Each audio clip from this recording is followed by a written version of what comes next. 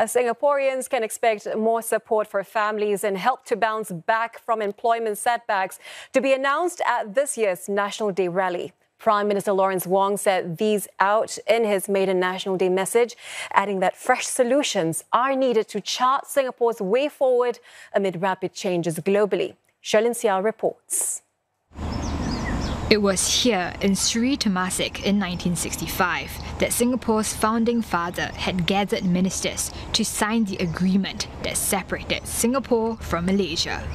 This is where Mr. Lee Kuan Yew and his family spent the night of August 8, 1965. He had flown back to Singapore that morning with the separation agreement and moved into Sri Temasek out of security concerns. He recalled in his memoirs how he had tossed and turned that night, consumed with worry of how to build a nation from scratch. While Singapore has now transformed into a shining red dot, it now has to confront yet another major shift, from geopolitical conflicts seen elsewhere to trends like growing populism and protectionism. Prime Minister Lawrence Wong says his government will steer the country forward and forge new opportunities for people through innovation and productivity.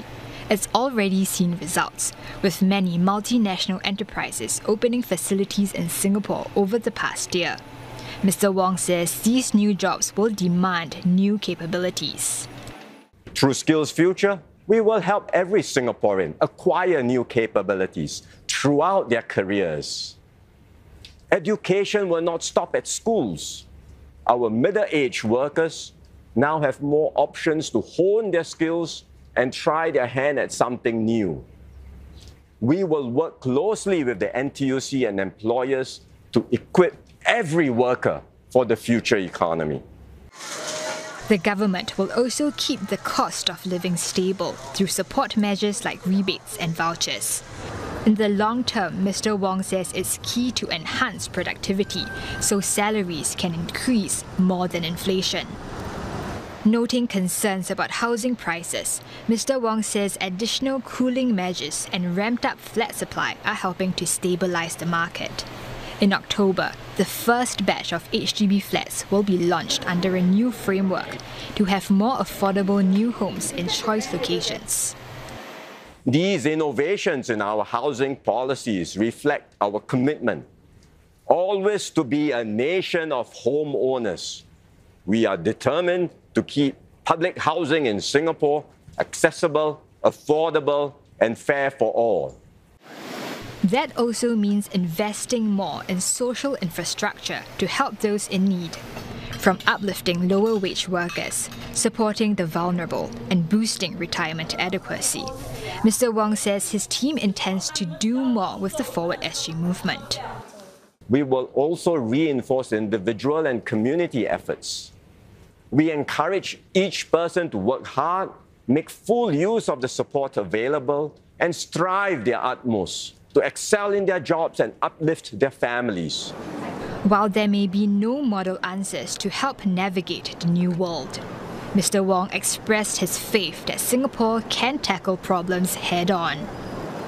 One example given by the Prime Minister is Singapore's port, now among the busiest in the world. And together with the airport, they represent a sea change from just 59 years ago, when Singapore was still a third world nation.